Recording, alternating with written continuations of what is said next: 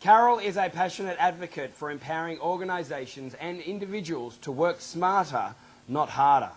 An expert in governance and risk management, she has worked extensively with Australia's top companies. Her mission is to empower companies to be effectively altruistic, energetic and wildly creative. Ladies and gentlemen, put your hands together for Carol Pagnon!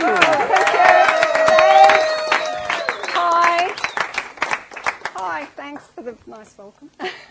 I suppose today what I'm going to actually talk about is my greatest lesson in life. And my whole life has been about my career, believe it or not. I've spent most of my life in my career or doing community work and volunteering. And we always used to say we're grappling with work and life balance. So I thought work and life balance meant giving back to people and everybody else except myself. But the issue here is being, number one, I've always thought that to make a difference is to make a difference out there, to the world, to any cause that came along, the underdog that would come up. Can you please help me? To anyone, any individual, accounting profession, anyone that wanted some ideas or help, that was me. But then my key thing is it's sort of incongruent with what I'm actually talking about in my business. I actually help businesses, especially government, not-for-profit, and some corporates. I actually help them in trying to work out smarter ways of getting it all done. I'm telling them what to do, and I can't even tell myself. I don't even look within myself to do things that way as well. So the sad thing is I was all out there and not in here. And of course, when you're a very giving person and giving, you start to attract people that want to take. So I had leeches all over me and leeches sucking my blood. And I know that sounds horrible, but I didn't realise. I just thought, that is great. I'm giving. The issue here is you can give and give and give too much until there's no lifeblood left within. And so, 3 levels of exhaustion, and it just got pretty worse over the 10-year period until my third burnout, or third level of exhaustion, where I was basically on the floor, was when I realised that I had a pituitary tumour. To me, that was almost like an irreversible. Yes, we can manage it through medication. It's not terminal, but we can manage it. But that, to me, was a real health scare to say, Carol, you've forgotten about you. Where's you in your work-life balance?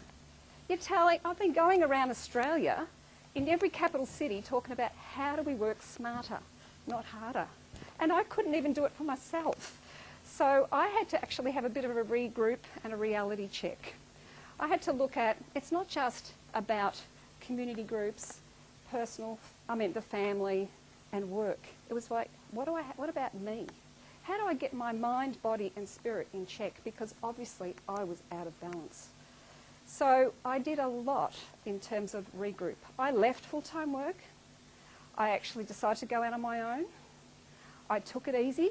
I had a lot of naysayers saying, what the hell are you doing leaving your high-profile job? You were up there and now you're down there. I started to see people the way they saw me. They saw me as my title. Wow. I wasn't helping people like I used to help before, because I said, I haven't got the energy. I'm sorry, I need time out for me.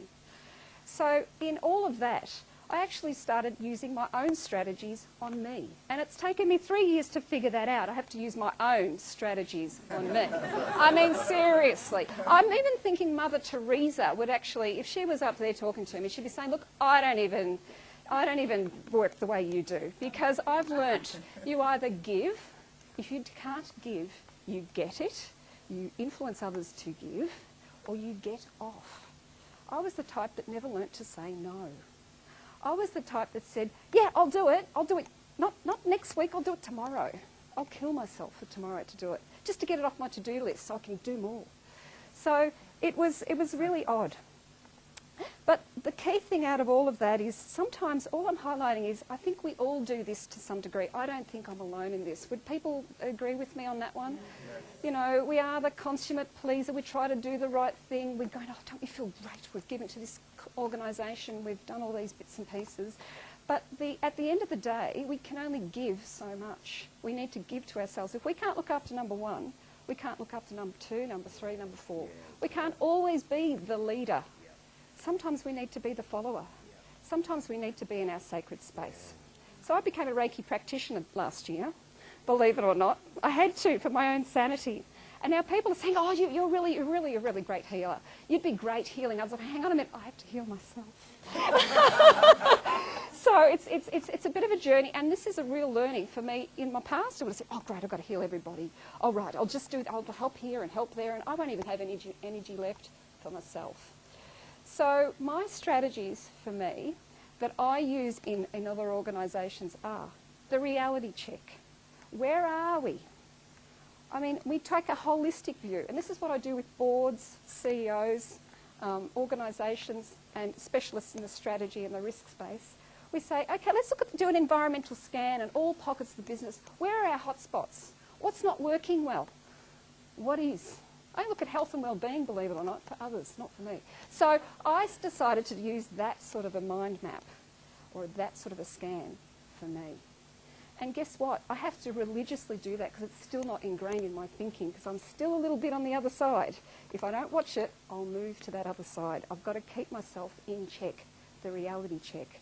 The next thing is working out your strengths, your weaknesses, what you tolerate, what you don't tolerate, working within healthy boundaries. And so the other thing is we need to then constantly say, listen to your gut, because when you are fully aligned, mind, body and spirit, your body tells you. It tells you when you're feeling sick. It tells you, no, this is a no-go zone. It doesn't smell right. I've got the audit nose. I've been reviewing organisations for years. I know when something doesn't smell right, so you just don't go there.